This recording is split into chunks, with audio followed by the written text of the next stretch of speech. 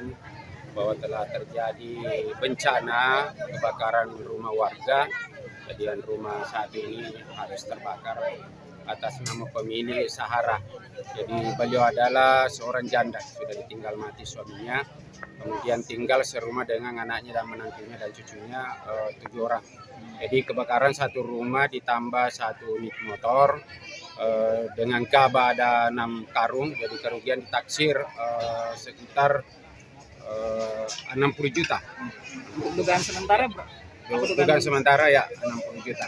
Iya, dugaan sementara. Dugaan sementara menurut saksi yang melihat bahwa api yang dia lihat mulai dari dapur.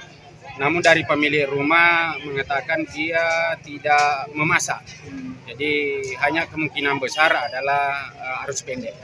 Jadi itu. Rumah ini ada berapa orang, Pak?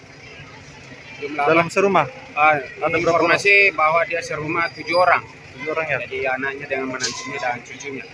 Kejadian terjadi sekitar pukul berapa, Pak? Ya, kejadian hari ini, hari Selasa, tanggal 11 Oktober 2022, sekitar pukul 11.00.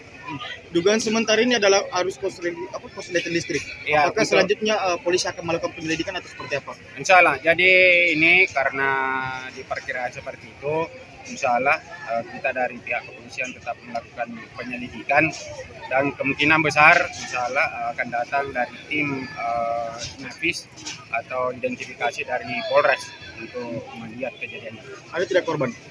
Untuk korban jiwa tidak ada. Ya. Masih. Jumlah damkar yang dikerahkan ke lokasi ini ada berapa, Pak? Damkar saya lihat tadi itu ada 3 yang dikerahkan.